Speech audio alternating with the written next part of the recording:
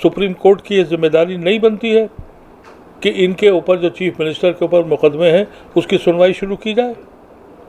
अगर उसकी सुनवाई शुरू की जाए तो बुलडोज़र अपने आप रुक जाएगा और ये वहशी बनाने का माहौल तैयार किया गया है।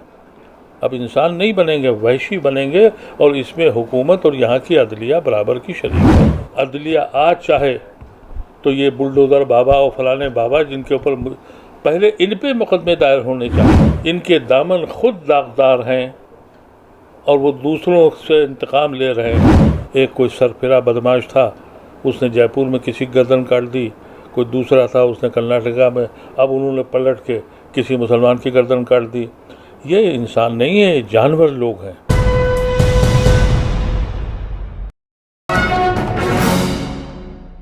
बार बार मोदी जी के जरिए भी कहा जाता है या मुख्यमंत्री योगी भी कई बार कहते हैं कि देश कानून के हिसाब से चलेगा, लेकिन देखने में आता है प्रयागराज का मामला हो, लुलू का मामला हो, मॉल के अंदर नमाज पढ़ने का, या फिर हरिद्वार में एक मामला सामने आया कि बाज़ारों में कुछ व्यापारियों ने जो है 8 लोग थे जिन्होंने नमाज़ पढ़ी, उनको बुक करके जेल भेज दिया गया। लुलू मॉल में भी जेल भेजा गया, प्रयागराज में भी जेल भेजा गया।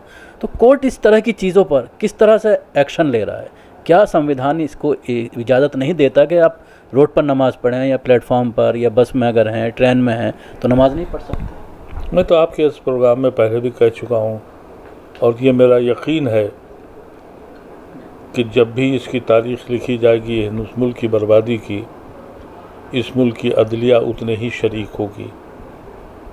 अदलिया का जो रवैया है वो हैरत अंगेज़ है। यानी जज कह भी रहा, अच्छा मैंने देखा कि ज़्यादातर जब रिटायर हो जाता है तो फिर वो ज़बान बोलता है जो कानून की ज़बान है, जो आइन की ज़बान है। लेकिन जब वो गद्दी पे बैठा होता है तो फिर वो क्यों भूल जाता है कि वो इस मुल्क का में जज की हैसियत से, अल्लाह के नुमाइंदे की ज़मीन पर हैसियत से, जजेस क्या हैं? ये नुमाइंदे हैं अल्लाह के ज़मीन पर इंसाफ करने के लिए।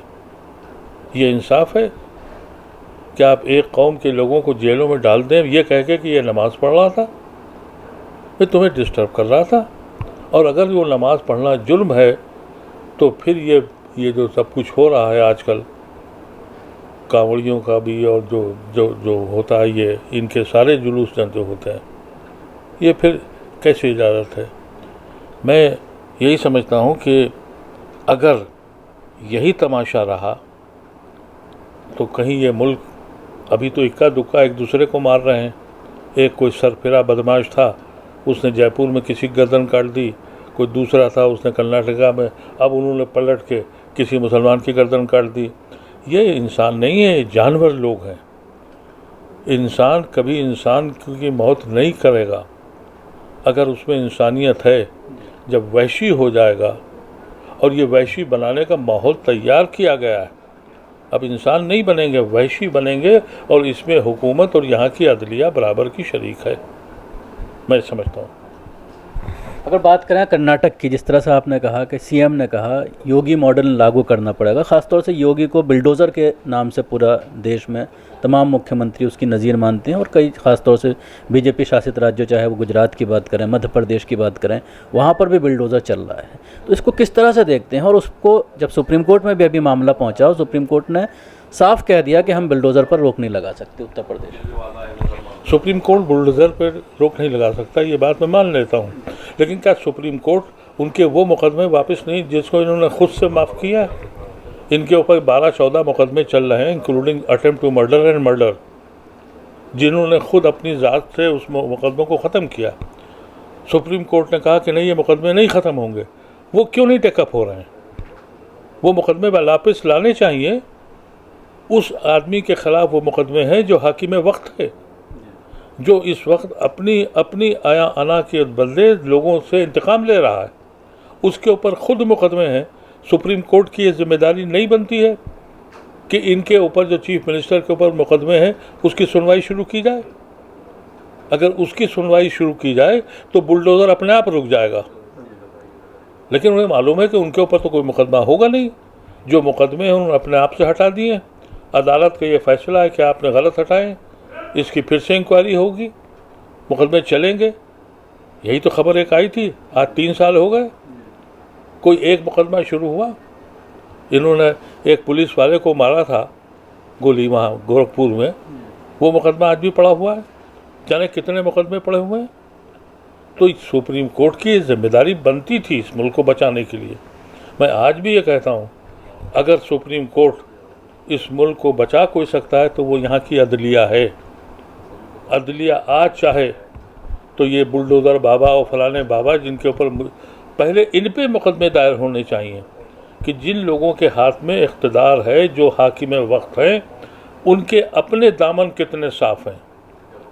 इनके दामन खुद दागदार हैं और वो दूसरों से इंतकाम ले रहे हैं। अदालत उनके मुकदमे शुरू नहीं कर रही है, ये क्या वजह है? ये सोचना चाहिए।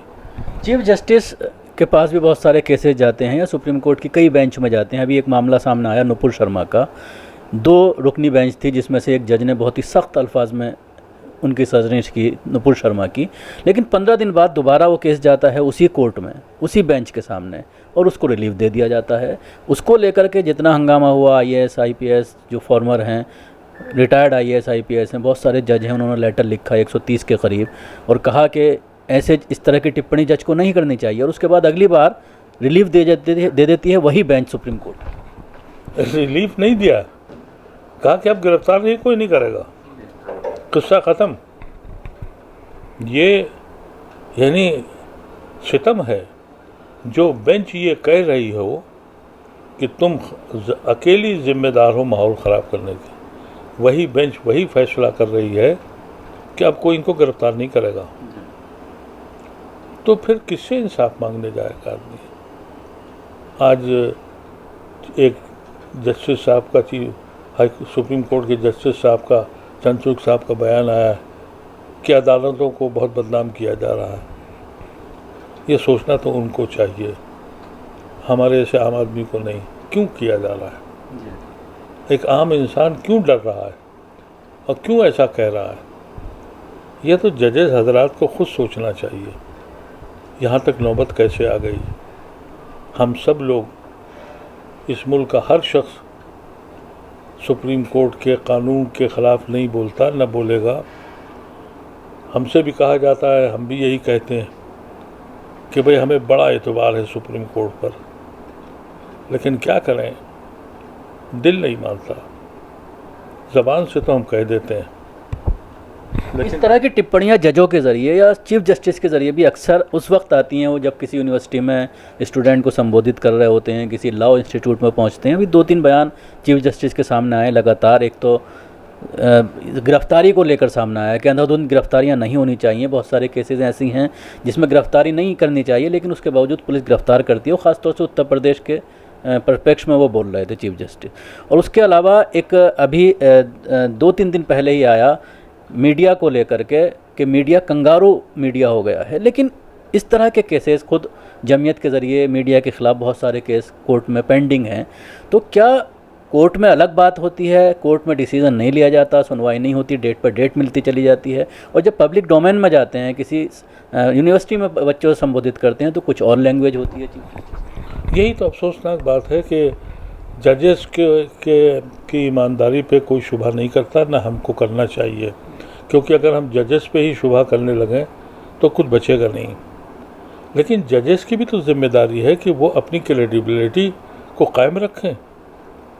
और उन्होंने, जैसे आपने कहा कि ऐसे अच्छे लेक्चर्स होते हैं इन लोगों के, जब ये लॉ कॉलेज में या कहीं पे बोलने जाते हैं तो ऐसा लगता है कि हिंदुस्तान में सब कुछ काम अभी बचा हुआ है। लेकिन जब कलम चलता है तब समझ में नहीं आता। अब नुपुर शर्मा के केस में जज साहब ने ये कहा कि तुम जिम्मेदार हो और तुम्हारे साथ पुलिस तुम्हारी मदद कर रही है। और फिर दूसरी बार ये कहा गया कि साहब पुलिस के साहब आप इनको गिरफ्तार मत करें। उस वक्त जज साहब को ये पूछना चाहिए था कि आज तक तुम्हें गिरफ्तार किया पुलिस ने?